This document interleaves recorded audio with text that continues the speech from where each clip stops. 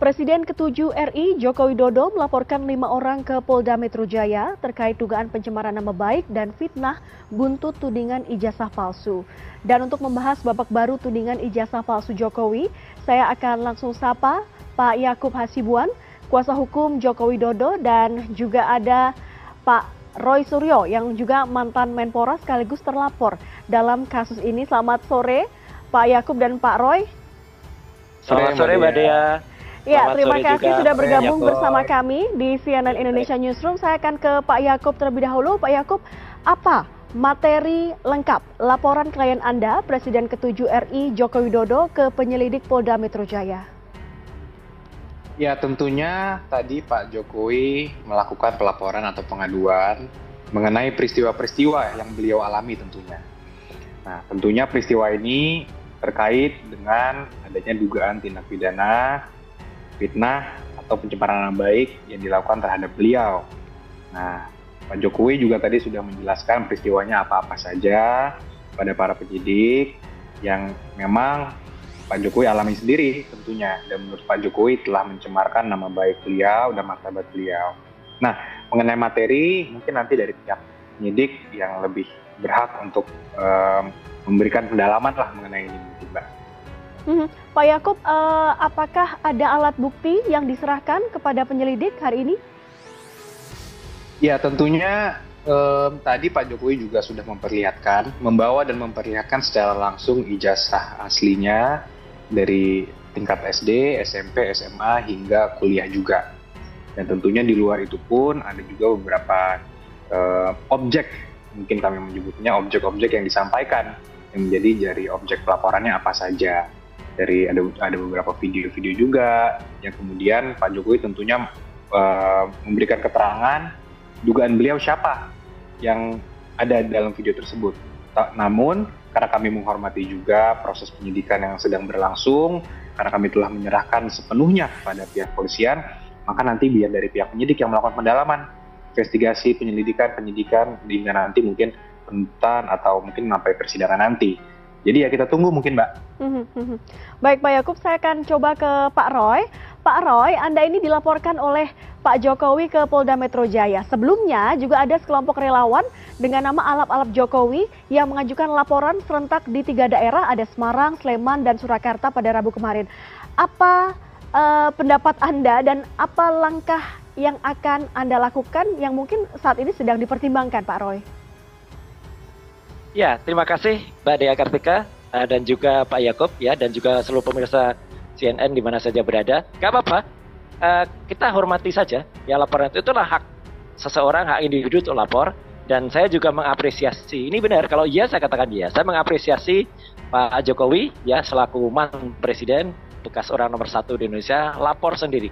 Jadi ini saya kira hal yang bagus ya gitu ya, untuk menjawab beberapa kemarin karena hanya menggunakan tangan-tangan itu ya, kayak relawan, kayak alap-alap yang nggak jelas gitu. Gentle ini lapor sendiri itu bagus ya. Namun Jaja, kita juga lihat yang dilaporkan ini sekarang kan tambah gitu ya. Gitu ya. Kalau kemarin tuh hanya saya, Dr. Rismon dan juga Dr. Tifa, satu itu ibu-ibu ya, Dr. Tifa. Hari ini tambah kira satu ibu nanti juga dilaporkan, yaitu Kurni. Nah ini biar masyarakat menilai ya gitu. Jadi seorang mantan presiden itu melaporkan ibu-ibu atau mempidanakan 2 ibu-ibu ya, itu aja nanti masyarakat yang menilai. Tapi nggak apa-apa kalau tadi Pak Yakob menyatakan bahwa Pak Jokowi itu sudah membawa nanti bahan-bahan diperlukan, bagus ya.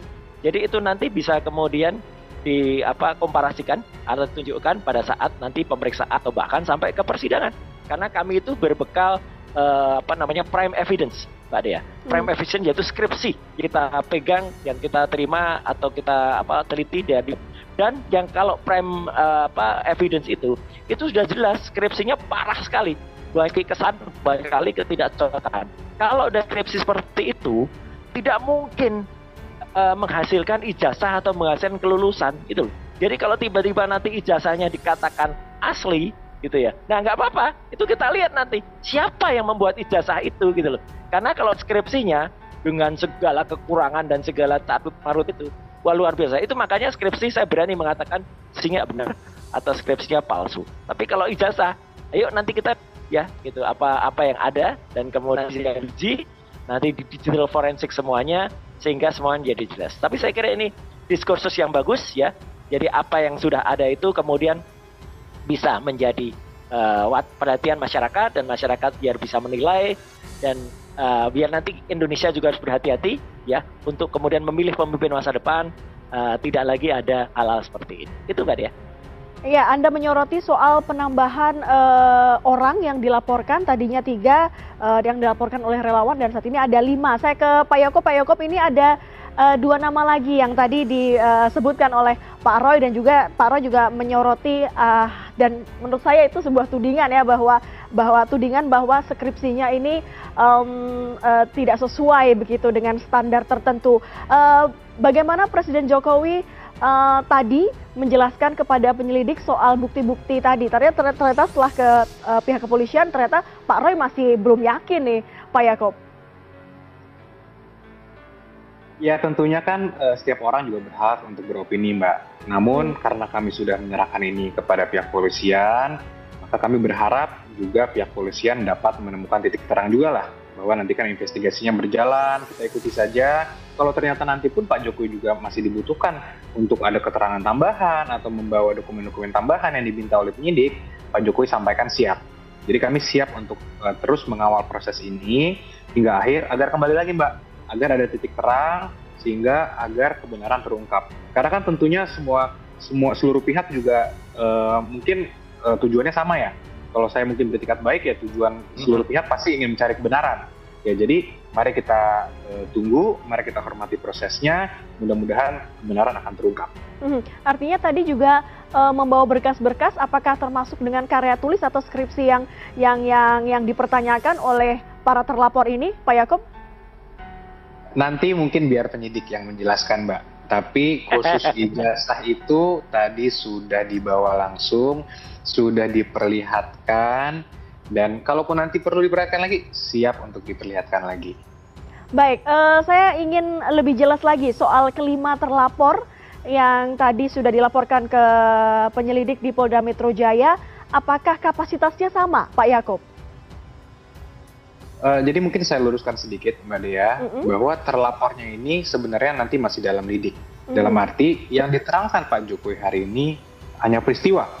Beliau menerangkan peristiwa-peristiwanya apa saja, kemudian objek-objeknya apa saja, sehingga nanti para penyidik lah yang akan boleh mungkin melakukan pendalaman dan nanti menentukan siapa kira-kira, kalau memang ini merupakan suatu tindak pidana nantinya. Tentu dugaan kami seperti itu, cuman kami juga mengedepankan asas praduga tak bersalah juga, sehingga kita hormati saja proses yang berjalan. Kita lihat kalau memang nanti ada pengembangan siapa kira-kira terduga pelakunya siapa, ya itu mungkin pengembangan penyidikan yang mungkin sifatnya organik, ya kita lihat saja.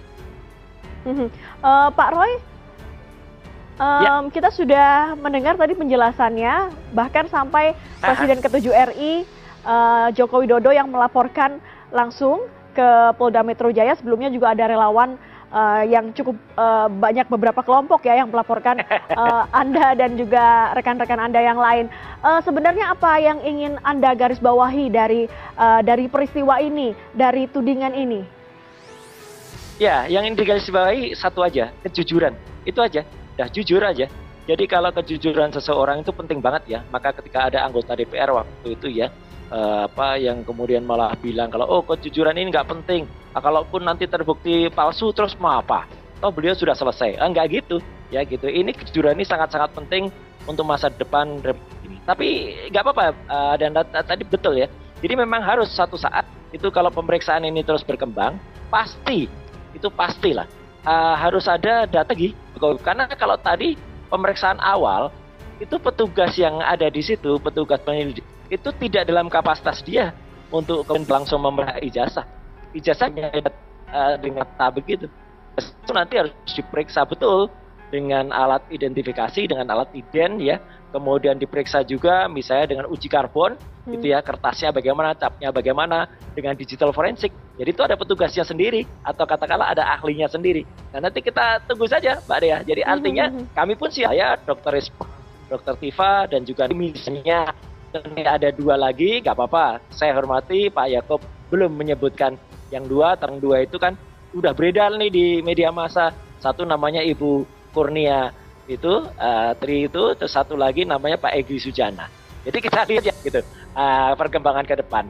Dan media juga saya harapkan nanti juga bisa memberitakan secara clear, secara imbang, dan memang tugas di media sebagai the fourth pillar of communication untuk kemudian memberitakan ini dengan semuanya. Kita aja lah, kita lihat saja ke depan dan kami siap untuk memberikan penjelasan sejelas-jelas karena ini apa? Ini semuanya adalah demi pengetahuan dan demi ilmu pengetahuan bagi masyarakat. Itu Mbak ya. Iya Pak Roy, karena kan sebenarnya isu ini atau tudingan ini sudah bergulir cukup lama ya, dan kita juga lihat bagaimana Presiden ke-7 RI, Presiden Joko Widodo yang sudah mencoba untuk melakukan berbagai upaya menjelaskan bahwa sebenarnya pendidikan yang ia jalani di Universitas Gadjah Mada ini memang benar-benar legit begitu. Apa yang membuat Anda benar-benar tidak yakin dengan segala upaya yang dilakukan oleh Presiden Jokowi sebelum kejadian atau sebelum pelaporan di Polda Metro Jaya? Ya, penjelasan dari Universitas Gadjah Mada sendiri sangat tidak proper ya. Jadi waktu itu penjelasan dari UGM tahun 2022, waktu itu malah hanya menunjukkan fotokopi. Ya gitu, fotokopi yang kemudian skripsinya juga meskipun ditunjukkan, kita langsung bisa melihat lah. Atau ya mata peneliti atau mata saintis tentu akan beda dengan mata awam. Waktu itu saya belum berkesempatan untuk memeriksa langsung. Meskipun Dr. Rismon waktu itu sudah datang ke UGM, tapi kan datang secara pribadi. Nah, kapasitas kami untuk memeriksa dan diterima langsung adalah pada tanggal 15 April kemarin. Jadi 15 April kemarin itu resmi kami datang dan diterima dan kami memeriksa dan kemudian dengan alat yang memadai. Nah, disitulah kemudian menemukan banyak hal ya untuk skripsi. Jadi kalau dengan skripsi yang sangat-sangat di bawah standar semacam itu, saya sangat menyayangkan ya UGM berani kemudian mempertaruhkan nama besarnya. Sekali lagi Mbak, saya Dr. Rismon dan juga Dr. Tifa itu adalah lulusan UGM asli gitu loh. Jadi kami ini sayang, cinta kepada kampus. Jadi kami ini justru ingin memulihkan kampus kita. Hak Pak Jokowi untuk kemudian menjawab itu nggak apa-apa, sampai dengan melaporkan juga nggak apa-apa. Hak dari kuasa hukumnya untuk mendengi itu memang tugas dan kewajibannya. Tapi hak dari kami juga sebagai peneliti sesuai dengan juga sesuai dengan Undang-Undang Keterbukaan Informasi Publik. Karena yang namanya skripsi, namanya ijazah itu adalah tidak untuk dikecualikan. Jadi itu harus dipublikasikan dan dimengerti. Bahkan kita sangat bangga kalau misalnya ijazahnya Pak Jokowi itu dipasang di kampus, kayak ijazahnya kopi ijazahnya Bung Hatta lah. Itu kan juga dipasang di University of Rotterdam ya, di Erasmus gitu. Jadi kan bangga. Jadi itu aja. Jadi kalau ini semua clear, semua jelas, ya sudah, apa yang benar kita katakan benar, apa yang tidak benar kita katakan tidak benar. Baik, itu sudut pandangnya Pak Roy Suryo ya, ingin benar-benar memastikan apa yang ingin Anda uji dalam peristiwa ini. Saya ke Pak Yakub. Pak Yakub, bagaimana kondisi Pak Jokowi kali ini? Karena kita tahu juga bahwa beberapa minggu yang lalu bahkan Pak Jokowi sempat memperlihatkan kepada wartawan, kepada media soal ijazah dari Universitas Gadjah Mada. Bahkan rekan kami di CNN Indonesia juga melihatnya meskipun tidak boleh didokumentasikan. Sebenarnya seperti apa situasi Pak Jokowi saat ini sehingga perlu akhirnya melapor ke Polda Metro Jaya? Ya, tentu kalau kondisi Pak Jokowi sendiri sangat tenang dan tegas, Mbak. Kenapa saya bilang tegas? Karena selama ini Pak Jokowi diam, kembali lagi saya sampaikan. Namun sudah beliau turun dari presiden, kemudian sudah hampir 6 bulan lagi sekarang jadi warga sipil, tapi tetap masih ada narasi-narasi seperti itu. Dan yang menurut beliau telah merusak nama baik beliau, berdampak juga bagi keluarga, dan poin yang paling penting juga beliau selalu sampaikan, ini juga tidak baik buat nama baik rakyat Indonesia. Bayangkan saja Mbak, kalau ada rakyat, seluruh kita sebagai rakyat Indonesia pergi ke luar negeri, ketemu dengan mana, kemudian dikatakan, oh ini yang presidennya ijazahnya palsu ya. Karena kan itu narasi yang seakan-akan ada di media sekarang. Oleh karena itu, Pak Jokowi berpendapat, kami juga berpendapat bahwa ini penting untuk diluruskan. Ini tidak bisa dibiarkan, karena jejak digital tidak akan hilang, Mbak. Dan tadi juga Pak Roy juga sampaikan bahwa yang diinginkan adalah kejujuran. Nah ini juga mengkonfirmasi juga tindakan kita hari ini. Karena kan kalau kejujuran Pak Jokowi sudah sampaikan, UGM juga sampaikan, tapi ternyata masih tidak percaya. Sehingga jadi siapa yang berhak untuk menentukan? Maka mari kita bawa ke jalur hukum, biar nanti ada juga putusan yang kita harapkan ada putusan sehingga semuanya menjadi terang benderang, kebenaran terungkap, dan harapannya semua pihak juga jadi bisa teduh, tidak lagi ada kegaduhan keonaran mengenai tuduhan-tuduhan seperti ini. Dan tentunya kembali lagi, ujung-ujungnya kita mau menjaga ketenangan dan stabilitas nama baik juga rakyat Indonesia. Baik, kita akan tunggu proses pembuktian hukum dalam peristiwa ini. Terima kasih Pak Yakub Hasibuan, kuasa hukum Pak Jokowi, dan juga ada Pak Roy Suryo yang terlapor dalam kasus ini. Terima kasih para narasumber yang sudah bergabung bersama kami pada sore hari ini di CNN Indonesia Newsroom.